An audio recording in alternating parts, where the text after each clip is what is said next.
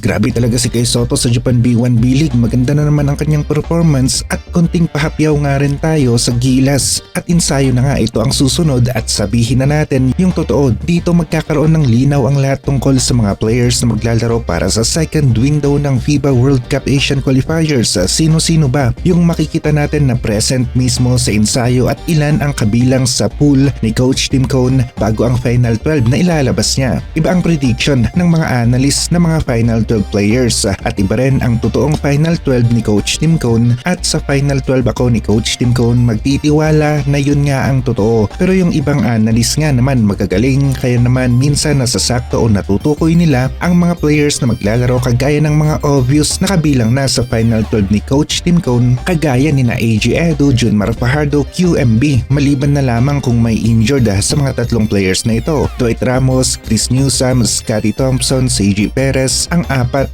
na subok na sa Gilas backcourt.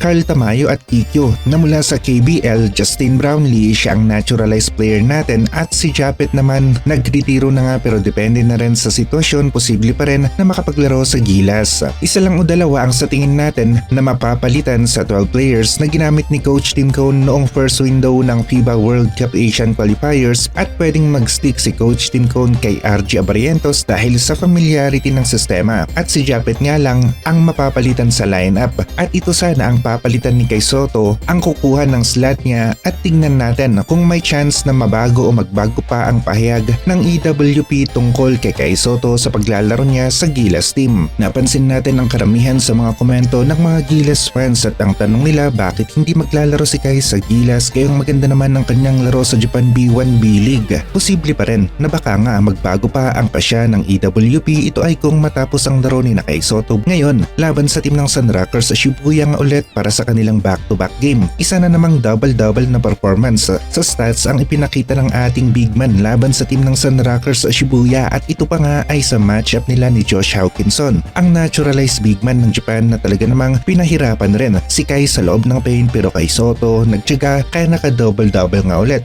Hindi pa naman nagsisimula ang ensayo ng Gilas kaya kung healthy si Kai sa palagay niya kaya niyang maglaro para sa Gilas sa second window ng FIBA World Cup Asian Qualifiers ay may chance na baka sumali pa nga siya pero ito nga ay slim chance lamang. Pwedeng permanente na nga rin ang pasya ng kanyang kampo para sa second window at hindi na sila tumitingin pa sa social media kaya hindi nila alam ang opinion ng mga ibang Gilas fans. Alam naman natin na malaki talaga ang pwedeng maiambag ng isang Kai sa Gilas team. Gumaganda ang laro ng Gilas sa ilalim kung merong isang Kai Sotto kasama si Junmar tumataas yung stats natin sa rebound dahil sa pagtutulungan ng dalawang bigs na ito at yung depensa nga rin natin lumalakas dahil kay Kai Sotto. Sa opensa naman iba pa rin ang galawan ng isang Kai. Kitang-kita naman madali siyang mapasahan sa loob ng paint, madaling hanapin dahil nga rin sa kanyang laki at hindi rin madaling mapigilan. Kung mapigilan man, foul ang kailangan na ibigay ng kalaban. Ito ang madalas na senaryo sa mga plays ni Kai Sotto. Nakita naman natin ang laro ng Gilas na wala pang Kai Sotto at QMB laban sa team ng New Zealand noong FIBA Asia Cup at masasabi natin na may chance ang Gilas ngayong second window na manalo. Akalain mo yon, 8 points lamang ang lamang ng New Zealand kontra sa dihadong Gilas at ngayon naman home court pa natin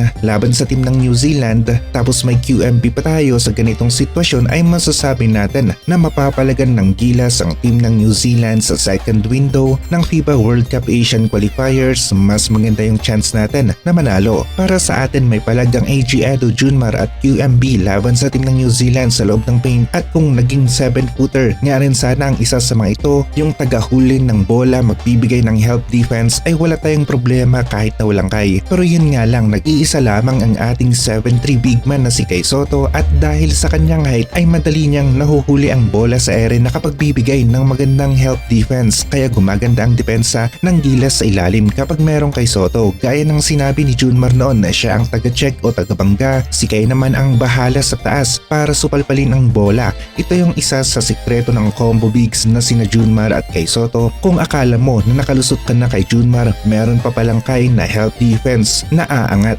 Sa mga guards naman natin, walang problema, malakas ang lineup natin dito. Dwight Ramos, Scottie Thompson, Chris Newsome at iba pa tapos kaya rin ng iba pa na mag-step up. Sa laro ng Gilas laban sa team ng New Zealand, dito tayo may nakikitang winning chance ang Gilas kahit na wala pa muna si Kai sa ating lineup. Lalong lalo na at mas buo ang low loob ng Gilas na manalo dito sa ating home court mismo para sa mga Pinoy basketball fans.